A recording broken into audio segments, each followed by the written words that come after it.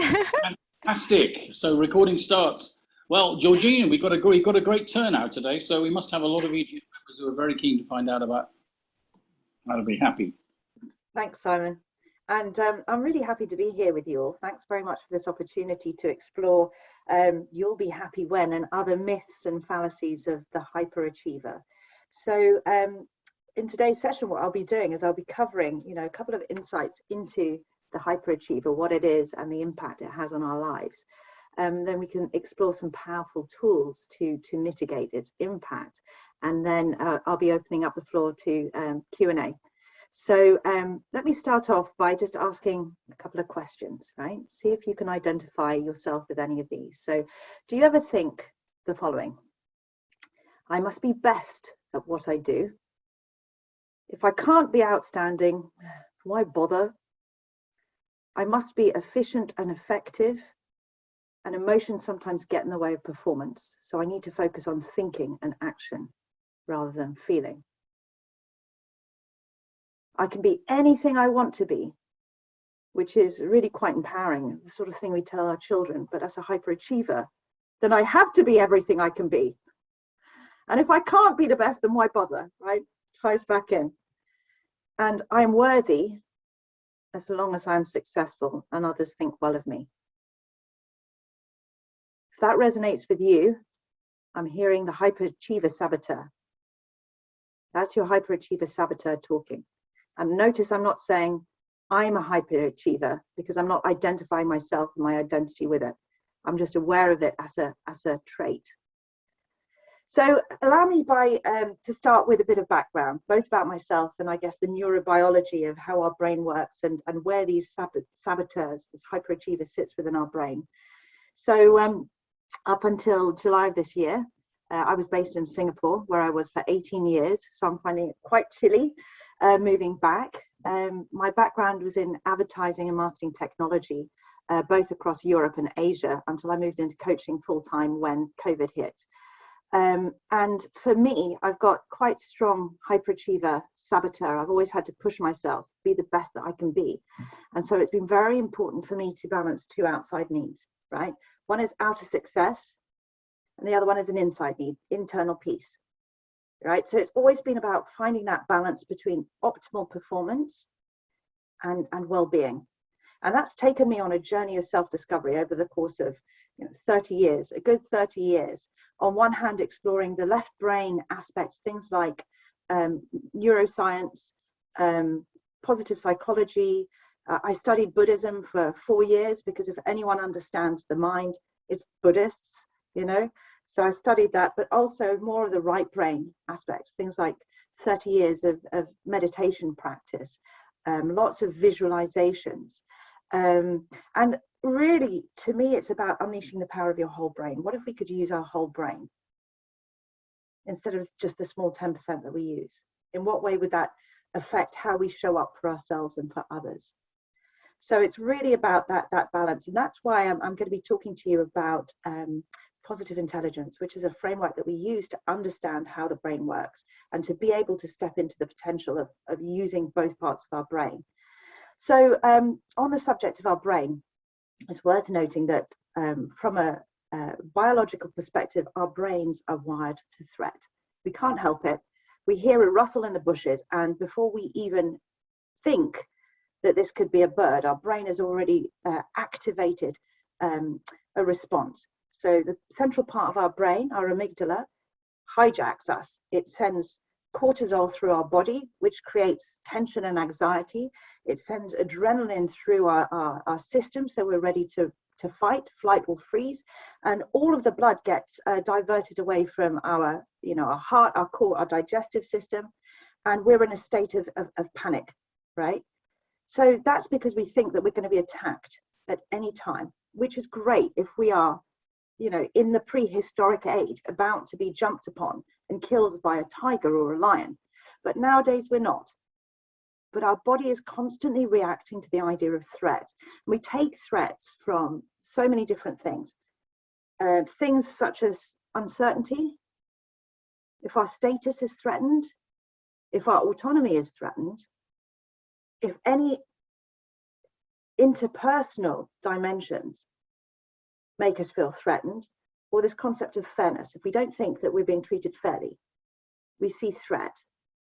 And don't take my word for it, right? I want you to actually go in and spend a moment and think of something that in your life that's happened recently or in the past, where you have taken things personally. You've taken it as a threat. Your status has been undermined. You've had uncertainty. Your autonomy is threatened. Go in there and just maybe think about it.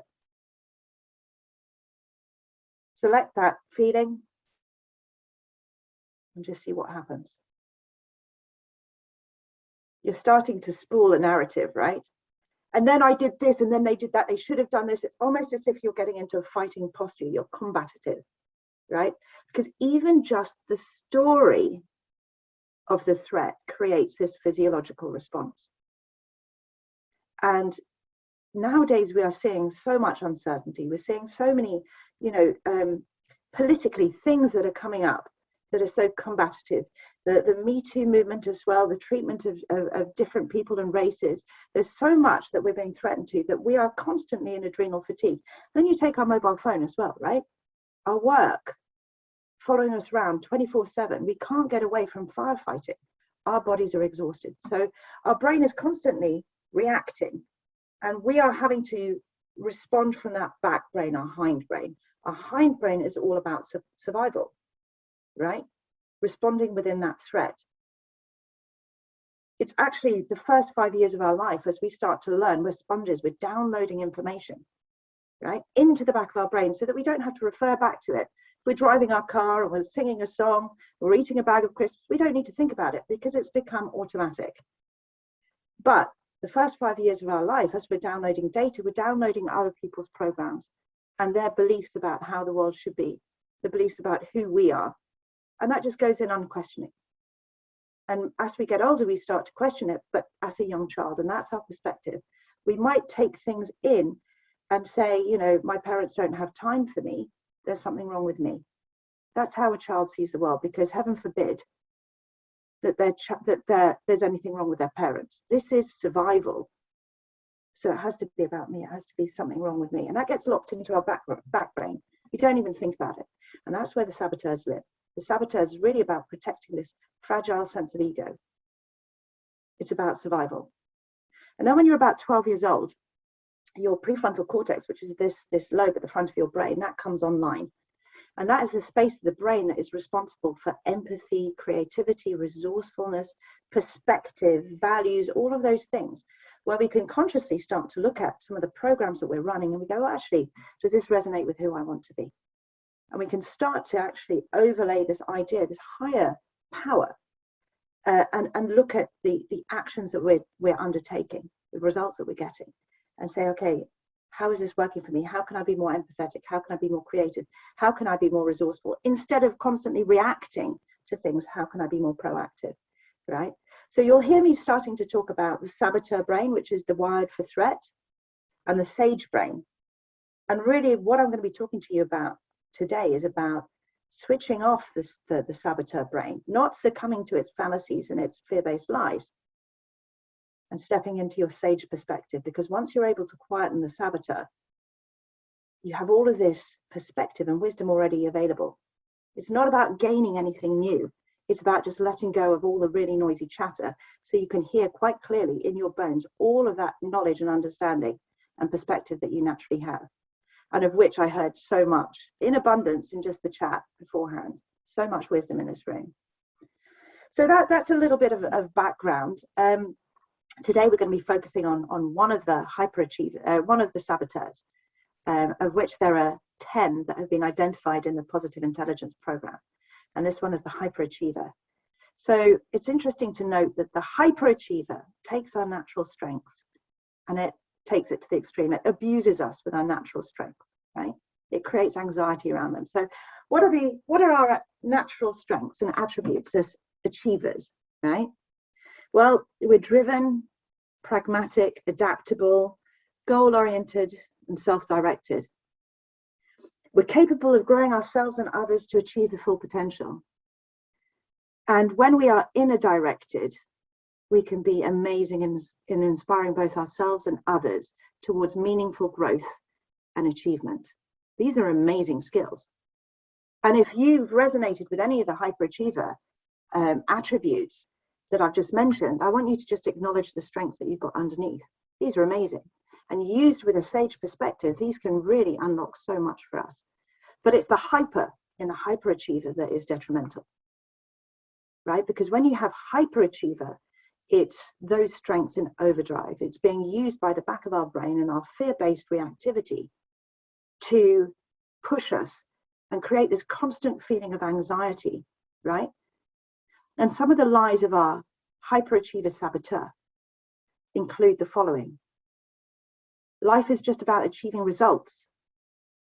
And feelings are just a distraction. They don't help anything. I'm worthy when I'm successful. I can't get close to others, or they'll see that I'm not as perfect as the image I portray. Now, you might relate to some of these or none of them or all of them, but it's interesting to note.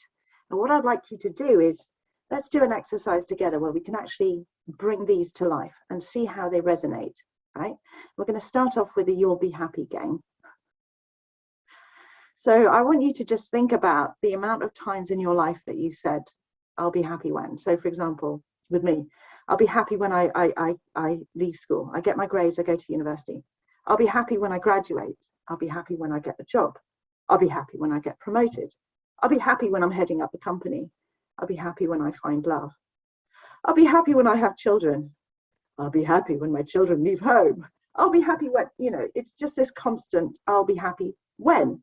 And that when has arrived. So I just want you to take a moment to reflect back into your own life, all of your own narratives of I'll be happy when.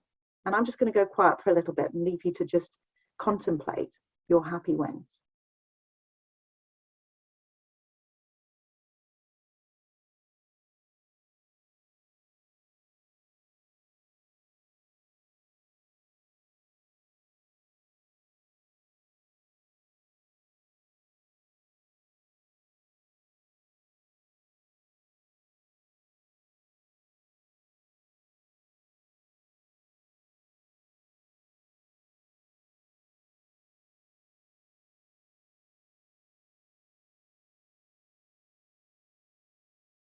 How long did that happiness last?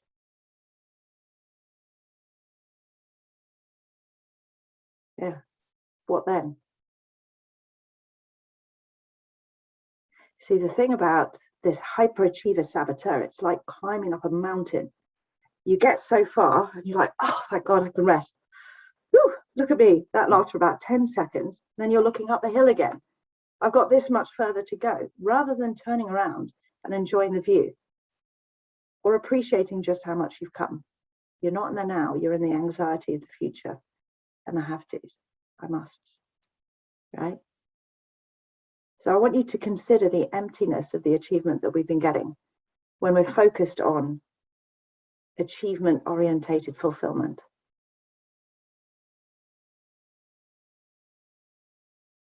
Focusing our happiness on our achievement is allowing us to base our happiness on external events, not just external events, acknowledgements by others. We're looking for external validation. And I want you to think about what the cost is of depending on others or external events for attention, acceptance, and validation. What has been the cost of that in your life?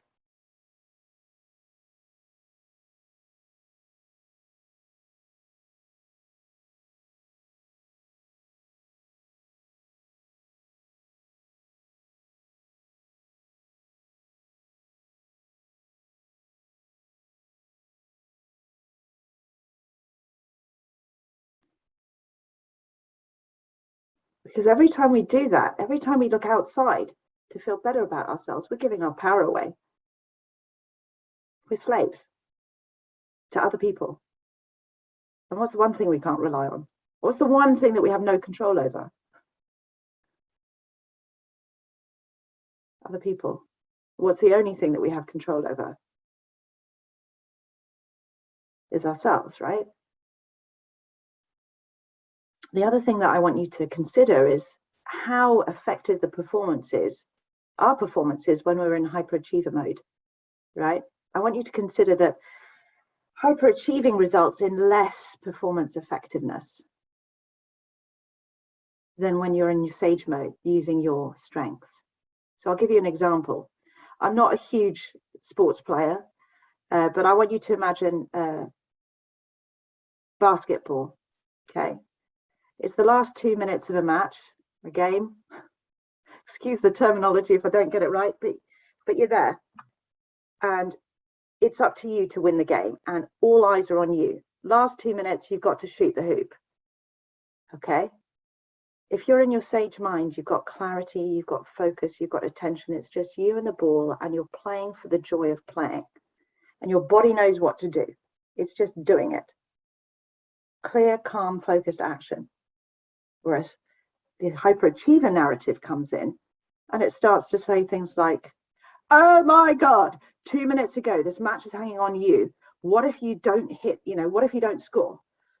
What will people think of me? If I lose this, all of my teammates are going to hate me. Everyone's going to hate me. My identity is being tied in with the performance, right? Hands start to shake, body goes into sort of adrenal response.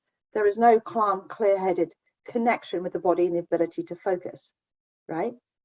When you're in hyperachiever mode, you're not performing at your best because your brain is thinking elsewhere instead of being where it needs to be with a focus and connection that it needs. And the other thing is, when you're in hyperachiever mode, you set goals that you know you can reach, because if you can't reach it, why bother? Whereas if you're in sage mode, you're going to aim for the highest because you're after impact. You're after service. You are happy to stretch yourself because you're not frightened to fail. When you're in sage mode, you know there is no failure. There's just learning and adaptability. And the game that we start to play when we are in sage mode is playing without attachment. Playing for the joy of being present, right? Shooting the hoop because we can. We love the game. Not because we're frightened of the consequences of failure, right? It's an opportunity. Everything is an opportunity for self-development and growth. And I want you to consider that every job you have, every project is an opportunity to play. It's an opportunity to self-actualize. It's a big word, self-actualize, but the first part of that is self. It's to start understanding yourself, start knowing yourself, start growing yourself. So the focus then becomes less about hyperachieving. It becomes about using it as a tool to grow, to understand. So I hope that these exercises have helped you understand, that some of the consequences of the hyperachiever saboteur, less effective performance, that feeling of emptiness, and how short fleeting the results are that you get, and the cost of giving your power away. So that's the impact. So what do we do about it? How do we shift, right? What's the antidote? Well, as I'm sure you could have guessed, the opposite of needing external validation is the antidote. It's unconditional self-love. Really easy. Yeah, just unconditional self-love. Okay, I'll go away and do that. Right, no problem. Thanks, bye. But how do you actually do that? Some people actually really struggle with it. And even though we think we sometimes do it, we don't always. I want you to consider, right? In your mind, if you've got a kid, or if you're an aunt or uncle, I want you to visualize this child that you love. And they come home from school and they drop their bag and they are really upset. You can see them visibly upset. They're like, oh, I just had the worst day.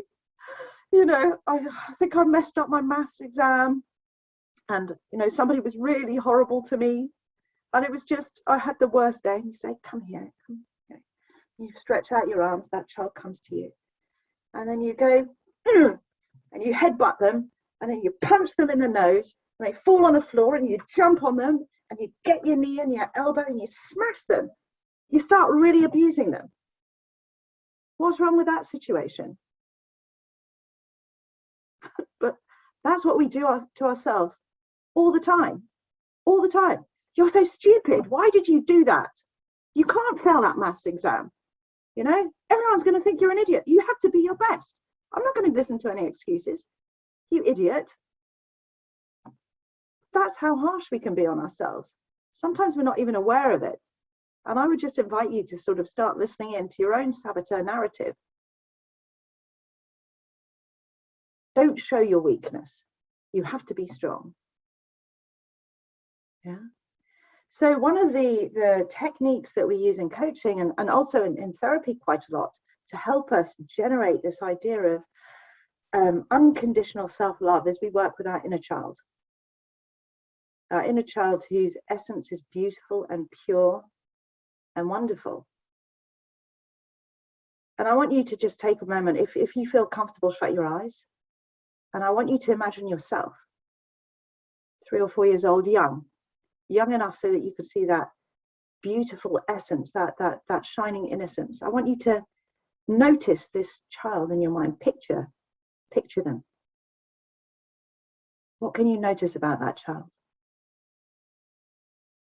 What is their inner essence? What are they radiating out? What do you appreciate about them? If I'm allowed to speak. Yeah.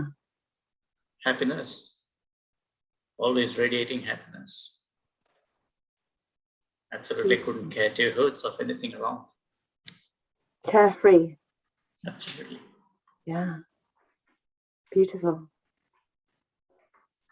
And so if you see this inner child, this very essence, this is you, still is you. We just sometimes have layers put on us so that we forget the beauty that we have within. It's like there's a beautiful story that I was told about the fact that we are all a blue sky, right? Imagine a deep blue sky. And each blue sky has clouds across it. And that clouds could be, anxiety, self-judgment, could be circumstance, and they're just clouds, they pass. But we often mistake ourselves for the clouds. I am a hyperachiever, or I am not good enough, or I am a CEO, or these are all just clouds.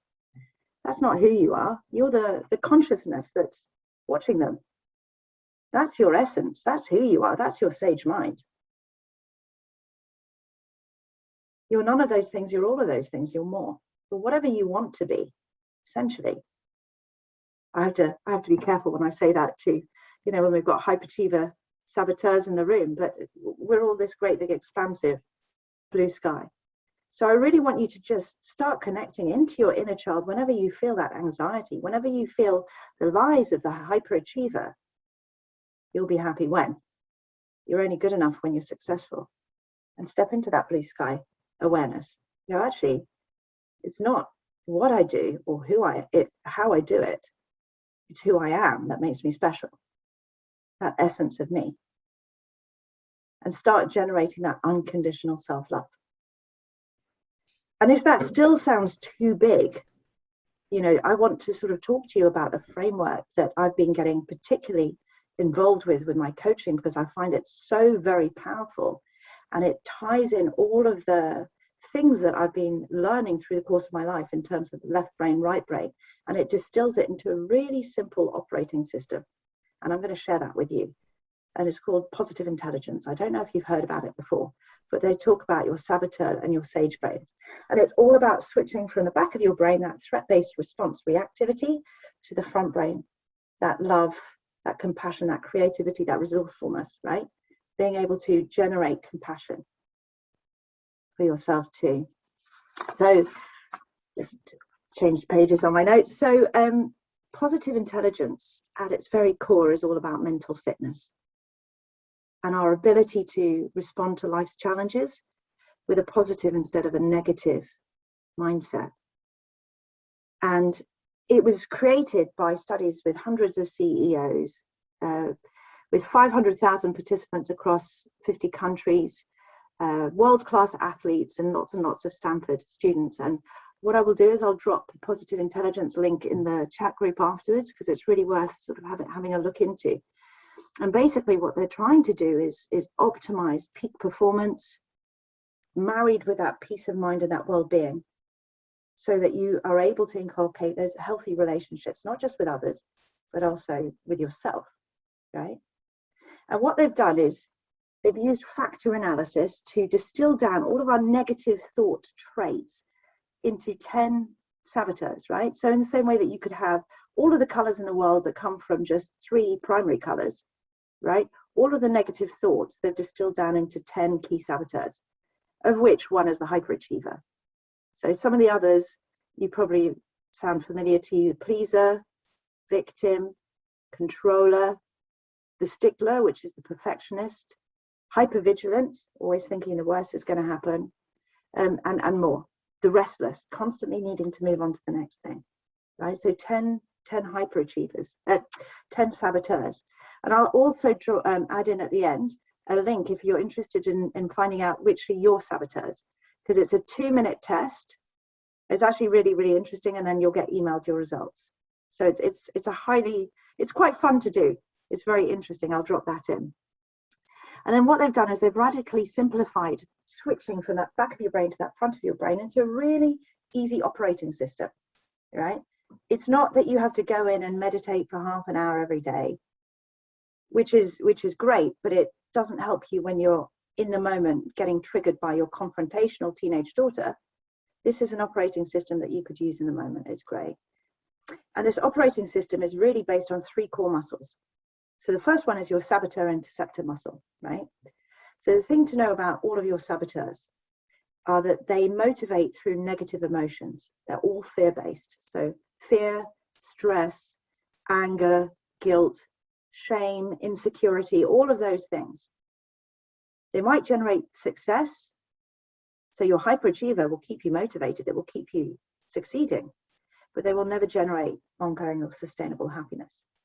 Right? So I want you to think of putting your hand on a hot stove. Not a great thing to do. When you put your hand on a hot stove, data goes into your brain that says, ouch, don't do that again. Message received, thank you very much. I'm not going to do that again. I'm going to do something more constructive, would be the sage response. But when we've got our saboteur brains going in, of which the judge is the master saboteur, what we find ourselves doing is constantly flagellating ourselves. We're constantly keeping our hand on the hot stove and getting burned. It's not best performance, right? So instead of constantly burning ourselves, we're going to intercept our saboteurs. So the first thing is noticing. When you're in negative emotions and things are fear-based, you're in saboteur mode, stop, right? So the next muscle that we work on developing is your sage brain, which is your prefrontal cortex, right? And that has the perspective that everything, every circumstance, every outcome can be turned into a gift or an opportunity. I don't know if you've heard that story of the stallion. It's an old Taoist story of a farmer who has a stallion. He finds a stallion, runs into his fields, and all of his neighbors come over and say, "Wow, you're so lucky, you've got a black stallion." He says, "Maybe." And then the next day his son goes to clean the stables and gets kicked by the stallion, and he's hurt. And the neighbors come around and say, "Wow, that's so unlucky. Who's going to muck out the fields and, do all these things? That's terrible, you poor thing." And the farmer says, "Maybe." And then the next day the army comes through and they're conscripting all the young soldiers, and the son can't go. And everyone else goes, "Oh, you're so lucky, your son got out of it." He says, "Maybe." It's a really, really long story, but you get the idea that everything in and of itself is neither good nor bad. It's what we make it, right? So if we look at it that way, which perspective is true? Which when you come up against a circumstance, which perspective is true? Is it your sage brain, the gift, or is it your saboteur brain? It's a threat. Which one is true? Well, the answer is whichever one we choose. It's a self-fulfilling prophecy. If we choose to indulge in a saboteur response, we're going to be taking the actions with the mindset that's going to create those results, those negative results that we are fearing. Whereas if we step away and we say, "Okay, how can I learn from this? What can I create as a gift?" Then whatever we do, we're going to be doing it with that growth mindset, taking those actions. And whatever the outcome, we're going to be able to turn it into the gift. Can you feel the difference? One is constrictive, the other one is expansive. So we have a choice. Everything comes then about noticing when you're in a position where your saboteurs start to kick in. You go, "Oh, I'm not going to indulge that muscle. I'm going to actually choose a more constructive response. I'm going to build this muscle instead, right? And the more you start building that muscle, the more you actually start creating the results that then feed into that belief and start expanding outwards. So that leads me into the third muscle, which is self-command. It's noticing when you're in saboteur mode, stopping and switching into the part of your brain that it allows for sage. And the way that we do this is the simplest way. It's we anchor into our body. Anybody there who's deep into sport or who does yoga understands that when we are out there anchored in our body, we're switching off our narrative mind. Our body does not exist in the anxiety of the future, nor does it inhabit the regret of the past. It is only present. And so when we anchor into our body, we automatically switch off that negative saboteur circuitry. And when we do, the sage is automatically switched on. Our prefrontal cortex just has that space to be heard. Because saboteurs shout. Don't know if you notice that, they shout. But our sage is quiet. And when they say something, you can't undo it. You just know. You can just feel it. So the way that we anchor into our body is really, really simple, and it only takes 10 seconds. So try this exercise with me. What I want you to do is just take your 2 fingers and ever so gently rub them against each other with such exquisite focus and attention that you can almost feel the ridges, one against the other, of your finger pads. Just notice all the tactile sensations you can feel. There you go. You've just switched on your sage brain. How easy is that to do? And you could do that anywhere. You could do that anytime. It doesn't even have to be your fingers. If you're in a meeting, you don't have to do this. You can focus on any of your sensations, your sense of smell, what you can hear, your breath, feeling in your toes. It's that simple. So this is the operating system that I'm going to share with you. 1, if you're feeling negative emotions, stop. You're in saboteur mode. Hyper-Achiever narrative coming, stop. Okay. Next one, do some PQ reps, 10 seconds, the equivalent of 3 breaths, to quieten your saboteur and to activate your sage mind. 3, assume the sage perspective that every problem can be converted into a gift or an opportunity, and generate the gift by using your sage powers, such as curiosity, empathy, playfulness, and calm, focused, clear-headed action. It's a very simple system. And I know some of you could be going, it's way too easy to be true, you know. Is it really possible to shift from saboteur to sage brain? You know, even in the most toughest of challenges, the answer is yes, absolutely. But the depth and the speed of that shift is dependent on you building those muscles. And I want to invite you to consider that any lasting change requires 20% insight only, but 80% muscle building, right? And that means going to the gym and practicing. Every time you notice the saboteur, stop, PQ reps. What's the sage response? Yeah. So I'm going to leave you there with that as a thought. And I know Donna will send through that operating system afterwards as an email. And what I'll do also is I'm going to drop in the Saboteur Assessment in the link as well. And what I would like to invite you to do is consider, how can I benefit from mental fitness, better mental fitness? And if you feel there's a fit, I'm going to drop my link in as well. You are welcome to book in a session with me if you're curious. I could talk you through the Positive Intelligence program if that's something that you're interested in exploring further, or if you're just interested in having a chat, there's an option to book 30 minutes with me. If you want to have a deep dive coaching session with me for 90 minutes as well, that's also something that I offer. There will be no obligation to work with me afterwards, but if you're curious about your saboteurs and ways that you can overcome them, we focus on what are the key things that are getting in your way, and then what you need to do to achieve what it is that you really want. So at the end of the session, you should come out with something pretty concrete and usable. So I'm going to drop that now, and then I'm going to hand over to Donna, and then I'm open for questions and answers. Well, I'm open for questions. There you go. Donna, you're on mute. Thanks very much. That's absolutely great. That's really food for thought. Can we throw questions at you now? Anytime. I just noticed the time. I thought I'd gone 10 minutes over, but I'm actually under time. It's great. You were gloriously succinct and quite stimulating, I have to say. I mean, anyone that's been in business for any length of time will have recognised everything that you say, pretty much. You know, and the overachiever type who's constantly in a state of panic. I mean, that would be me until about 5 years ago, when I took a firm decision to stop doing it. I mean, apart from anything else, the attributes that you've described are extremely bad for health. Yeah. You know, so we stress ourselves out unnecessarily.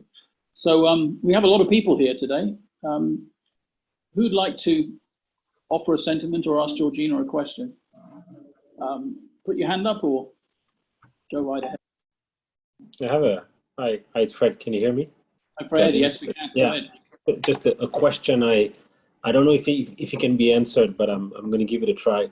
For I guess for some of us or a lot of us on this call, we're all in roles, you know, where we have management responsibilities, and the system we evolve in, at least at work professionally, it's a system where we're asked to be hyperachiever, whether it's achieving the budget target, winning that next contract. So we're surrounded by a system, and the system is people that want us to be hyperachiever. And even if, you know, all of us here, I mean, I have 2,000 people in my teams here in Asia.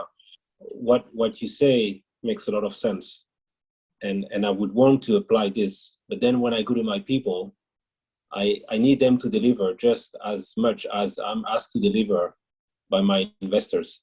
And so how do you reconcile that? How do you reconcile, you know, each of us around this call is thinking it makes so much sense. And then after the call, we go back to what we have to do. And everyone around us may also be very smart and understand this, but yet, you know, we cannot fully apply it. So how do you reconcile that? And this is why it's a tough question, because so yeah, that's my question, I guess. I love that question, Fred, because you've actually really bottom lined one of the key issues, cultural issues, that is endemic nowadays, especially in Asia, right? My